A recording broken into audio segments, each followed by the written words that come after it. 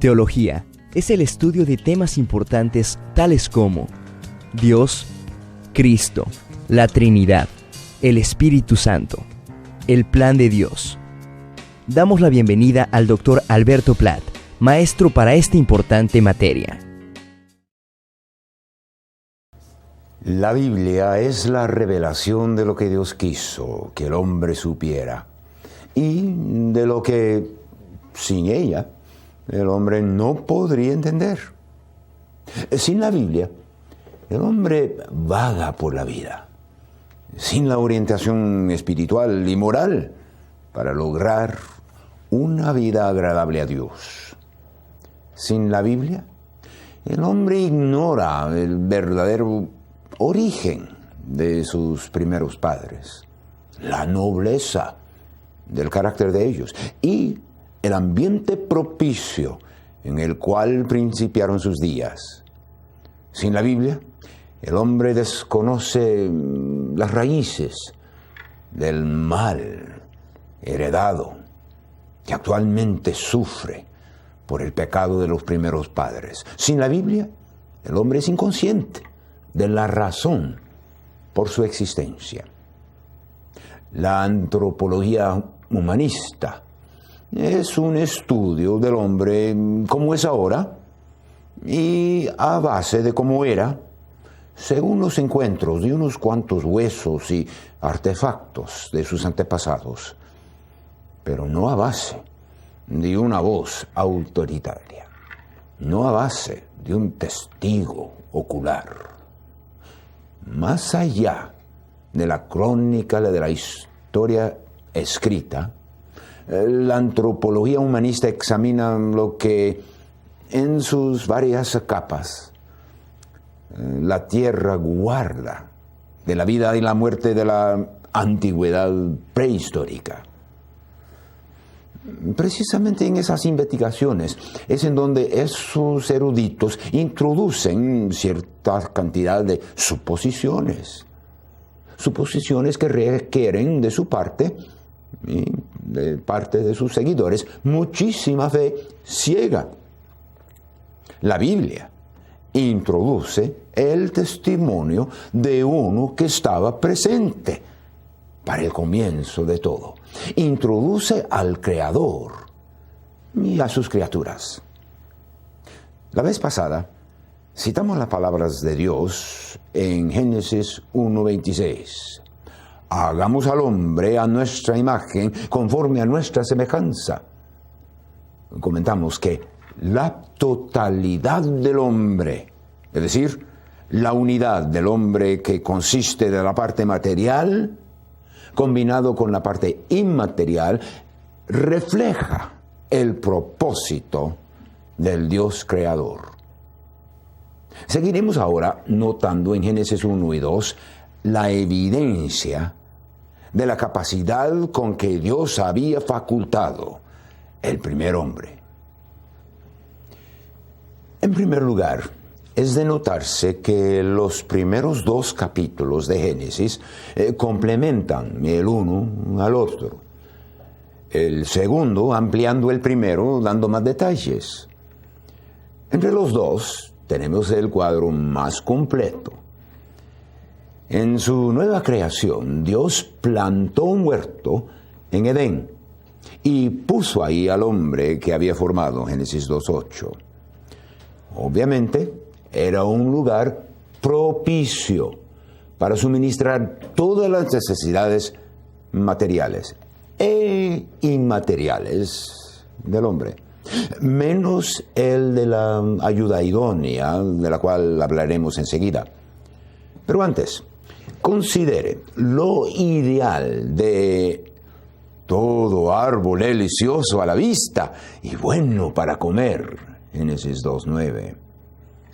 Se echa de ver que lo sembrado en el jardín contribuyó al bienestar estético, en que su belleza apelaba al ojo, como también contribuyó a lo físico material, en que apelaba al apetito. Entonces se ve a la vez lo ideal de las circunstancias y la capacidad del hombre para apreciar lo atractivo del jardín.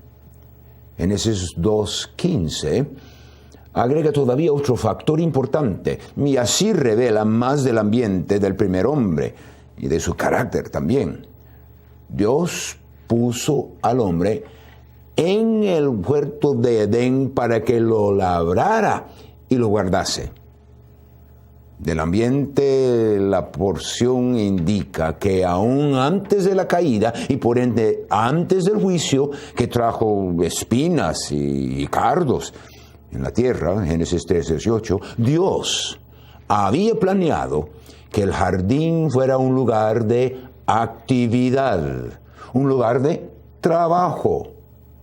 En otras palabras, aún en un mundo perfecto, el trabajo y la responsabilidad eran elementos necesarios para el bienestar del hombre.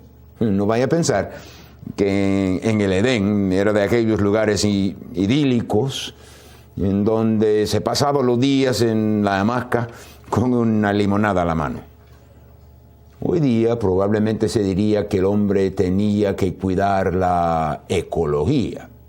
Por otro lado, hay dos términos en Génesis 1:28 que asignan otra responsabilidad hacia la ecología. Palabra sujuzgar y palabra señorear.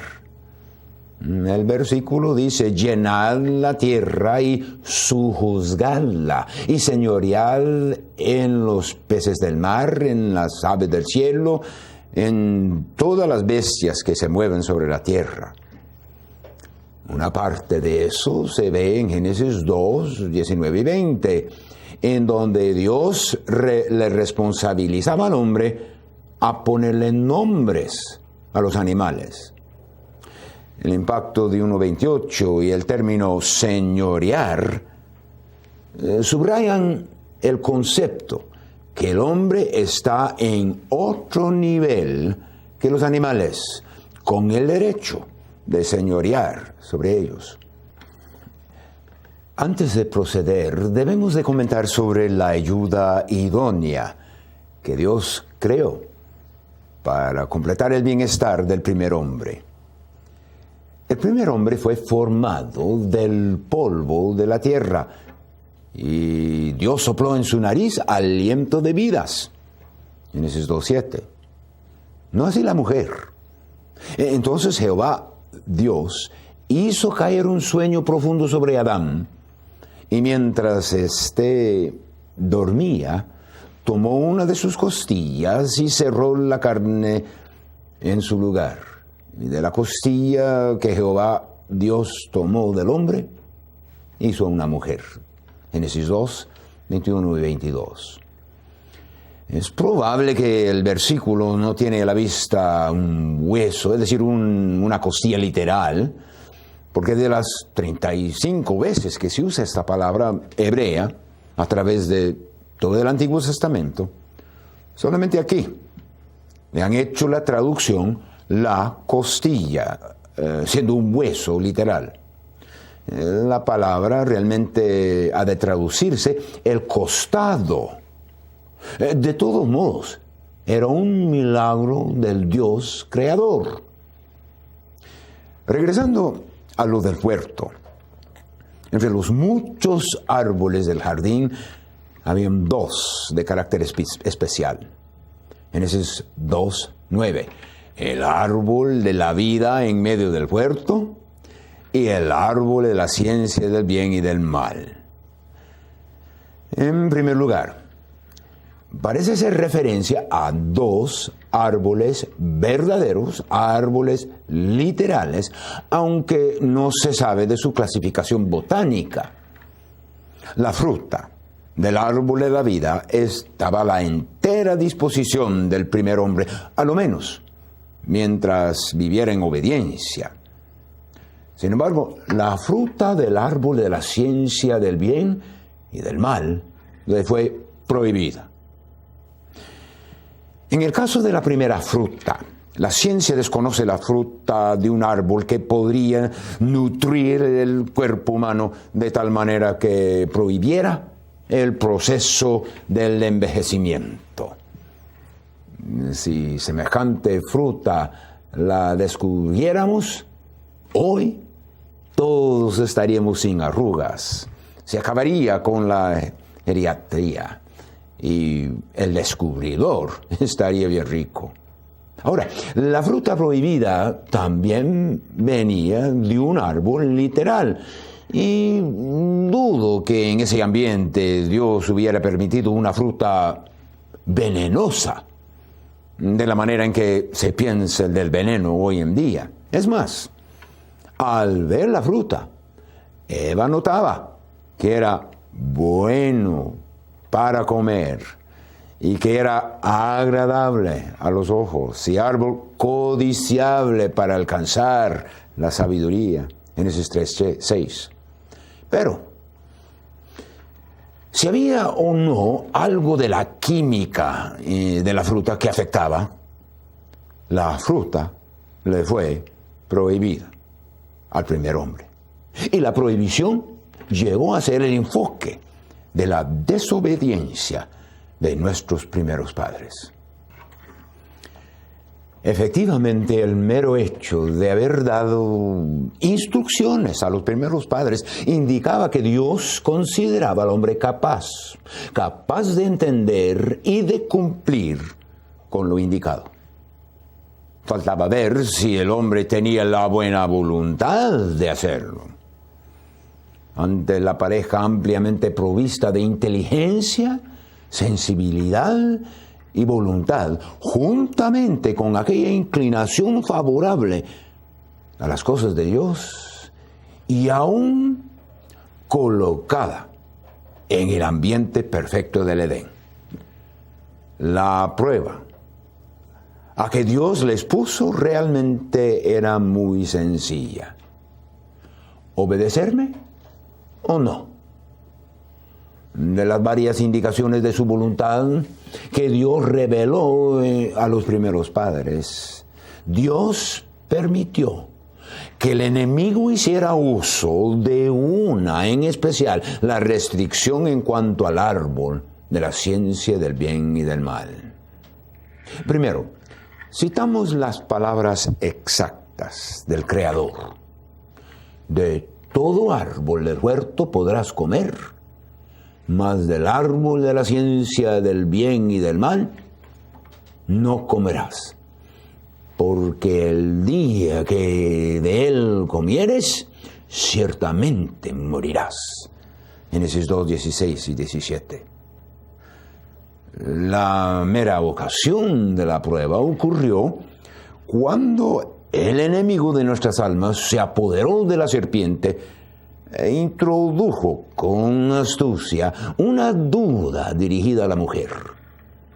¿Con que Dios os ha dicho, no comáis de todo el árbol del huerto? Génesis 3:1. Como que Satanás quería sugerir que hubo alguna injusticia de parte de Dios. No se sabe por qué la mujer no sintió raro que la serpiente hablara, pero su contestación demostraba su propensión a dialogar de todos modos. Del fruto de los árboles del huerto podemos comer, mas del fruto del árbol que está en medio del huerto, dijo Dios, no comeréis de él ni le tocaréis, para que no moráis. Génesis 3, 2 y 3. ¿Cómo? ¿Qué dijo? ¿Ni le tocaréis? Dios no le había dicho semejante cosa. La mujer está redactando la palabra de Dios y el enemigo, notando esa apertura, esa falta de parte de la mujer, rápidamente introduce lo que se puede describir como mentira y rebeldía. El enemigo contradice a Dios diciendo, no moriréis. Y luego agrega su propia filosofía, Sabe Dios que el día que comáis de él serán abiertos vuestros ojos y seréis como Dios, sabiendo el bien y el mal. Génesis 3, 4 y 5.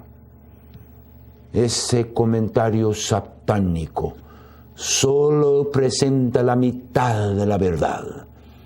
Él dijo que el fin del comer sería el conocimiento del bien, pero debiera de haber agregado sin la capacidad de hacerlo.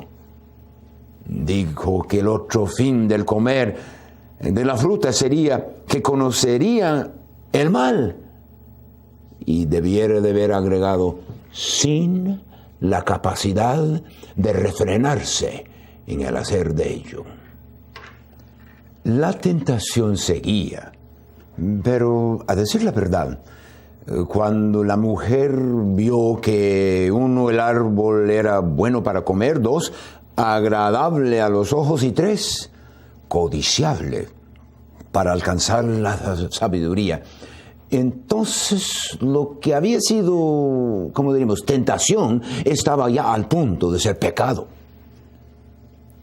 Ella tomó de su fruto, comió, y dio también a su marido, el cual comió así como ella.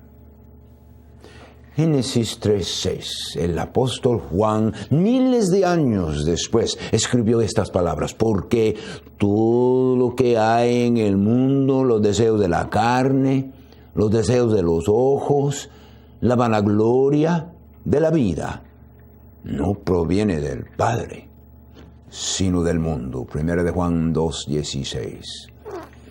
Parece que Dios nos está indicando que el proceso que condujo al pecado de nuestros primeros padres es el mismo proceso funcionando hoy en día.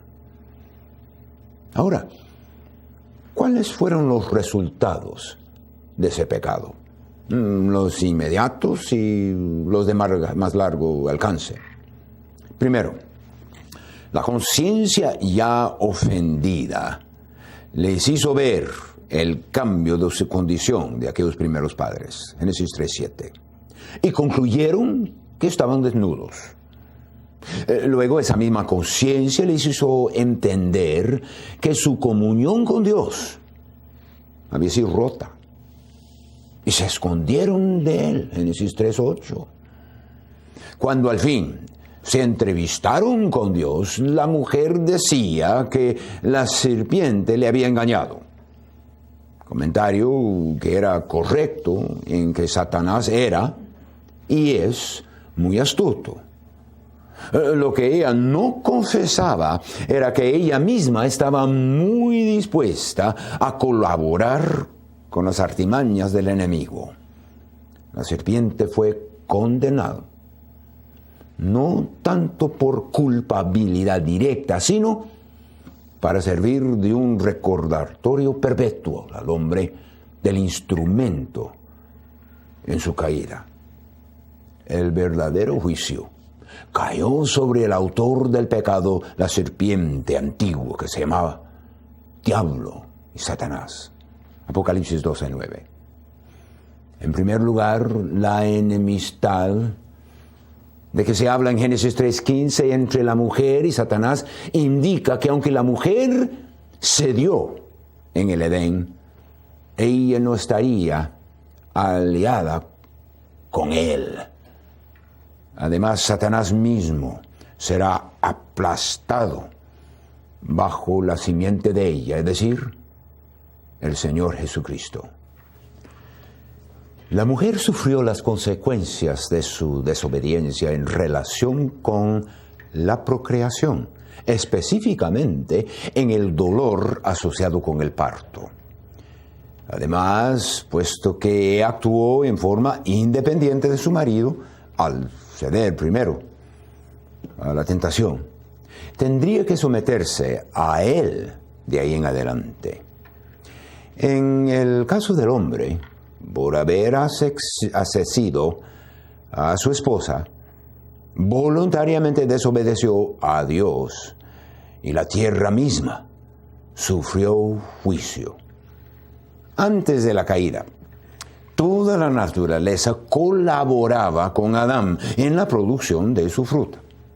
Pero después de la caída, espinos y cardos te producirá, decía Génesis 3:18. Y con el sudor de tu rostro comerás. 3:19. Ahora, en este mismo versículo sobresale un resultado en realidad, el único señalado de antemano en Génesis 2:17. Porque el día que de él comieres, ciertamente morirás. En 3:19 dice, con el sudor de tu rostro comerás el pan, hasta que vuelvas a la tierra, porque de ella fuiste tomado, pues polvo eres, y al polvo volverás.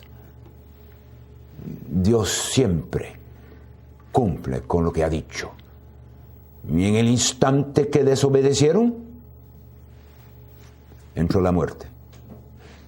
Finalmente, entre los resultados más inmediatos, la primera pareja fue expulsada del huerto para que no participara del fruto del árbol de la vida, asegurando su conformidad de ellos con guardianes, los querubines, y una espada encendida. En general, diríamos que la desobediencia de nuestros primeros padres introdujo el pecado en la raza humana, con resultados literalmente funestos. En una forma muy breve hemos trazado la historia del pecado desde Lucero hasta el jardín de Edén. En la crónica hemos hecho referencia al carácter general del pecado como desobediencia. Bien se podría decir que el querer independizarse de Dios, o la rebeldía, figura prominentemente en lo que es el pecado. La Biblia contiene una gran variedad de palabras, tanto en el hebreo como en el griego, para describir el pecado. Sin embargo, una definición corta y relativamente sencilla es posible. De acuerdo a Romanos 3:23, tenemos una norma para determinar lo que es pecado: destituidos de la gloria de Dios. El pecado es la falta de conformidad a la gloria de Dios. Lucero manifestó eso en los cielos. Los primeros padres también lo manifestaron en el Edén. El examen cuidadoso de la vida de uno hoy en día demostraría el mismo principio funcionando. Es nuestra relación con Adán que nos involucra en la telaraña del pecado. Y esa relación la sostenemos de dos diferentes maneras. Primero, nos relacionamos con Adán y su pecado en el sentido de que somos familia. Y como familia hay ciertos rasgos o características familiares que se pasan del padre al hijo y así sucesivamente. Y me relaciono a Adán por medio de mi padre, mi abuelo, mi bisabuelo, así hasta llegar a Adán mismo.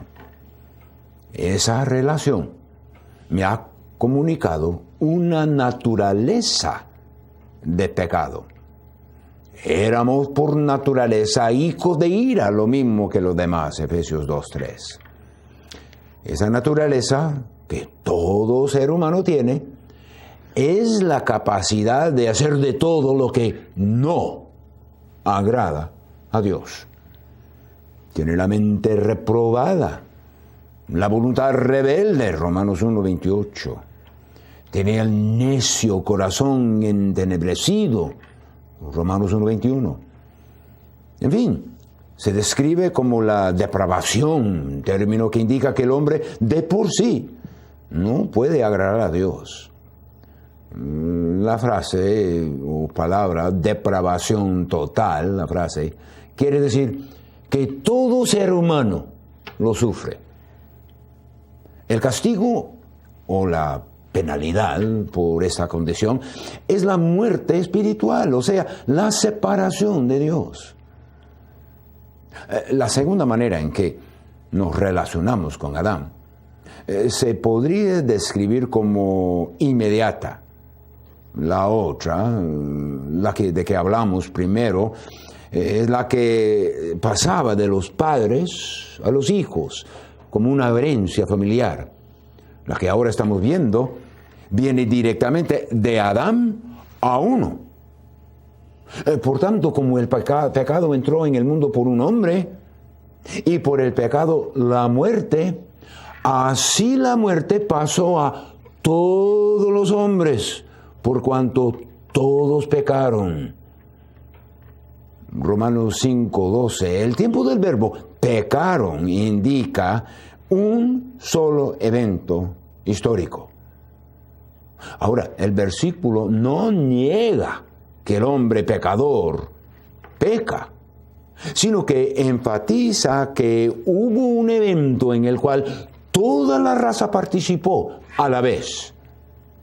La raza entera pecó cuando Adán desobedeció a Dios. Por esa conexión directa recibimos la sentencia de la muerte física como el castigo del pecado.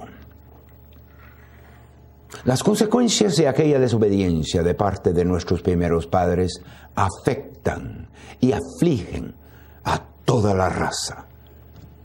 El hombre peca porque es pecador por naturaleza, y la muerte física nos alcanza por la conexión con Adán directamente.